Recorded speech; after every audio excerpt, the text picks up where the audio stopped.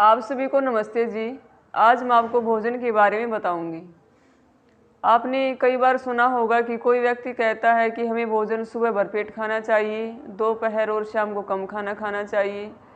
कुछ कहते हैं कि हमें सुबह हल्का नाश्ता करना चाहिए, दोपहर और शाम को भरपेट खाना चाहिए। आज मैं इसी विषय पर बात करूंगी। महर्षि वाग्भट जी अपने शास्त्र में लिखते हैं कि हमारी जठराग्नि सुबह के समय तेज रहती है, क्योंकि जैसे जैसे सूर्य उदय होता है उस सूर्य से हमारी जठराग्नि का संबंध है। तो जो भी व्यक्ति जिस क्षेत्र में रहता है, जिस जगह रहता है, मतलब कोई व्यक्ति सिक्किम का है, कोई गुजरात, कन्याकुमारी, हिमाचल प्रदेश, हरियाणा, पंजाब, यूपी, राजस्थान, तो जिसका भी जो क्षेत्र है वह अपने सूर्य निकलने का समय देखें कि सूर्य किस समय निकलता है। मान लो सूर्य 5:30 बजे निकलता है सुबह, तो उसके 2.5 घंटे तक हमारी जठराग्नि खूब तेज़ रहती है, मतलब 8 बजे तक तेज़ रहेगी। अगर सूर्य 6 बजे निकलता है तो उसके 2.5 घंटे बाद तक जठराग्नि तेज़ रहती है, मतलब 8:30 बजे तक हमारी जठराग्नि सबसे तेज़ रहती है। इस प्रकार सूर्य उदय होने का समय देखना, उसके 2.5 घंटे तक जठराग्नि सबसे तेज़ रहती है। इसलिए हमें सुबह का भोजन भारी से भारी भोजन करना चाहिए, हल्का नहीं करना चाहिए। सुबह के समय भोजन करने का वैज्ञानिक आधार क्या है? एक इसमें मुख्य बात ये भी है कि सुबह 6 बजे से लेकर सुबह के 10 बजे तक हमारे शरीर में कफ प्रदान होता है, मतलब कफ मुख्य होता है, वात और पित्त कम होते हैं। इसलिए जो कफ प्रदान होता है तो उसे भूख भी अच्छी लगती है और भोजन का पाचन भी अच्छी प्रकार से हो जाता है। इसलिए जब हम सुबह भारी से भारी भोजन खाते हैं, भारी से भारी भोजन का मतलब है हलवा, पूरी, पराठा, मावा, खोवा, लड्डू, रसगुल्ला, जलेबी, कोई भी मिठाई, तो वह भोजन हमारा बहुत जल्दी पच जाता है, उसका पाचन अच्छी प्रकार से हो जाता है। पूरी रात भर में हमारे पेट के अंदर 1 से 1.5 लीटर पाचक रस का निर्माण होता है। पाचक रस का मतलब है जिससे हमारा भोजन पचता है, उस पचाने वाले रस का निर्माण होता है। सुबह 7 बजे से लेकर 9 बजे तक हमारा पेट सबसे ज़्यादा कार्य करता है, मतलब भोजन को अच्छी तरह पचा देता है। और सुबह के समय हमारे पेट में जो रस होता है, जो पचाने वाला रस होता है, वो धीरे धीरे निकलता है। जैसे सूरज धीरे धीरे निकलता है, ऐसे ही वो पचाने वाला रस भी लीवर से, पैनक्रियाज से, छोटी आंत, इनसे रस धीरे धीरे निकलता है और वह रस हमारे पेट में लंबे समय तक रहता है। इसलिए भारी से भारी खाया हुआ भोजन भी अच्छी तरह पच जाता है। दोपहर में हमारे शरीर में पित्त की प्रधानता होती है। सुबह के 10 बजे से लेकर दोपहर के 2 बजे तक हमारे शरीर में पित्त प्रदान होता है, कफ और वात कम हो जाता है। इसलिए दोपहर में अगर किसी को खाना खाना पड़े तो वह सुबह की बजाय दोपहर में थोड़ा कम खाएं। मतलब सुबह अगर किसी व्यक्ति ने 4 रोटी खाई हैं तो दोपहर में वो 3 रोटी खाएं, या फिर कोई फल खा लें या सलाद खाएं। जिस ऋतु में जो भी चीज़ मिले सलाद के लिए, तो कच्चा खाना भी हमारे शरीर के लिए बहुत ज़रूरी होता है, इसलिए कच्चा भी खाना चाहिए। फल, जूस, तिल गुड़, तिल मूंगफली या गुड़ चना या और अनेक ऐसी चीज़ें हैं जो हम दिन में खा सकते हैं। और शाम के समय हम वात प्रदान हो जाते हैं, मतलब हमारे शरीर में कफ और पित्त कम हो जाता है, वात प्रदान हो जाता है। इसलिए हमें शाम को सुबह और दोपहर की बजाय शाम को और भी कम खाना चाहिए। जैसे सुबह 4 रोटी खाई हैं, दोपहर में 3 रोटी खाई है, तो शाम को 2 रोटी खानी चाहिए। इस प्रकार अगर हम अपना खाना खाएंगे तो बीमारियां नहीं आएंगी, स्वस्थ रहेंगे। लेकिन ये बातें एक सामान्य व्यक्ति के लिए हैं। जो व्यक्ति किसान हैं, मजदूर हैं, कारीगर हैं या खिलाड़ी हैं, वह व्यक्ति दिन में 2 बार, 3 बार, 4 बार भोजन कर सकता है और भारी से भारी भोजन भी उसका शरीर पचा लेगा, क्योंकि वह जितनी मेहनत करेगा उस मेहनत के अनुसार शरीर में उसका पाचन अच्छी प्रकार से हो जाता है।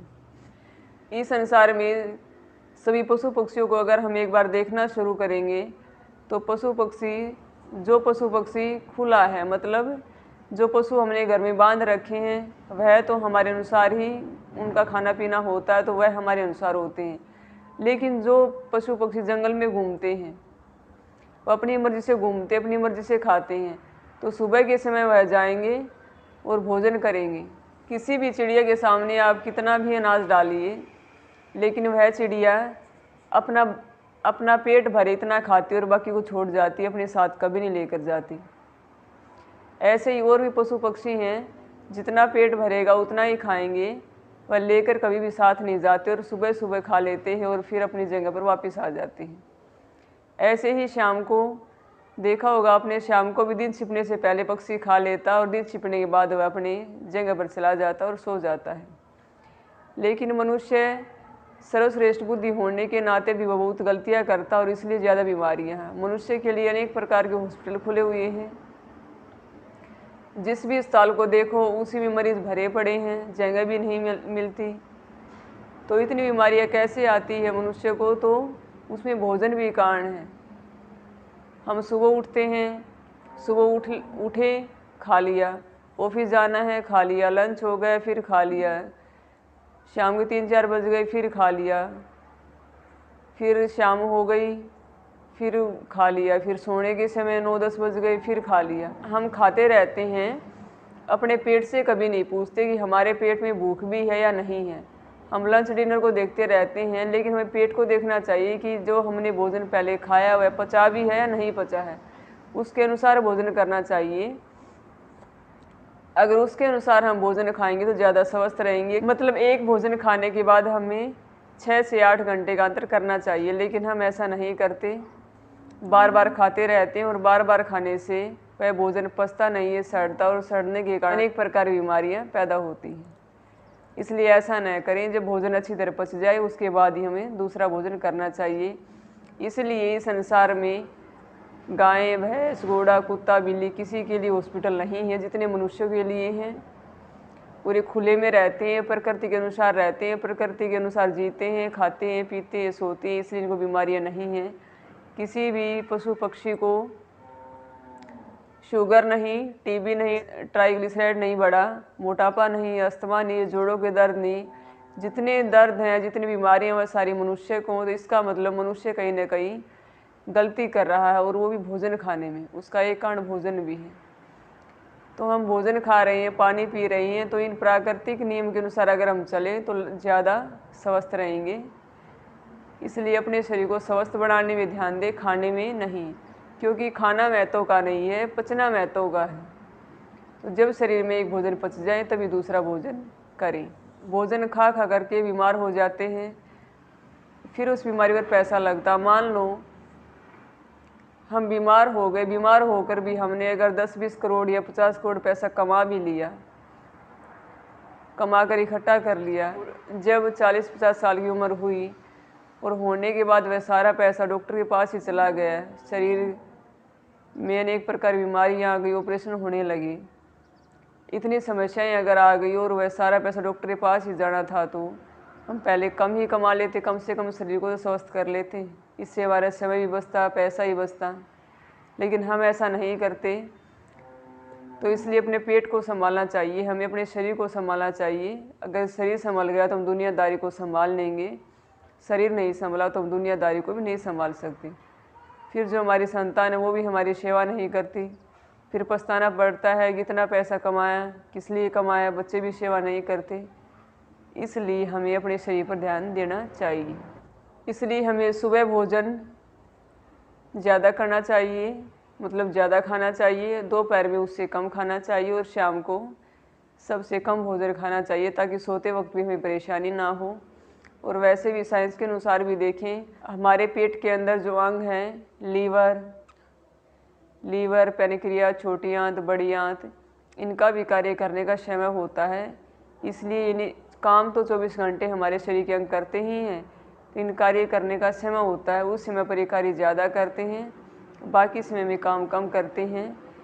जैसे हम सुबह उठते हैं, पूरी एनर्जी होती है और हम कठिन कार्य को बड़ी आसानी से कर लेते हैं, इसी प्रकार हमारे शरीर के अंग हैं कि ये भी रात में विश्राम करते हैं, इनका विश्राम करने का समय है, और विश्राम करके ये फिर अपना काम शुरू कर देते हैं, अपना कार्य शुरू कर दे, और शाम होते होते ये भी आराम करते हैं। इन बातों का आपको पता नहीं होगा, लेकिन ये बातें मैं आपको अगली वीडियो में बताऊंगी कि हमारे शरीर के अंगों का कार्य करने का समय भी होता है और विश्राम करने का समय भी होता है। इसलिए हमें शाम का भोजन दिन छिपने से पहले कर लेना चाहिए। मान लो सूर्यास्त होता है मान लो 7 बजे, तो हमें 6 से 6:30 बजे तक भोजन कर लेना चाहिए। ऐसा नहीं कि 9 बजे भोजन कर रहे हैं, 10 बजे कर रहे हैं, 12 बजे कर रहे हैं, तो फिर वो व्यक्ति सुबह लेट उठेगा और लेट उठने के कारण अच्छी तरह पेट साफ भी नहीं होता, अच्छी तरह भूख भी नहीं लगती, फिर इससे शरीर में एक प्रकार की धीरे धीरे बीमारियां आ जाती हैं। इसलिए इन बातों को समझें, छोटी छोटी बातों को समझने से ही हम बड़ी से बड़ी बीमारी से बच सकते हैं। धन्यवाद।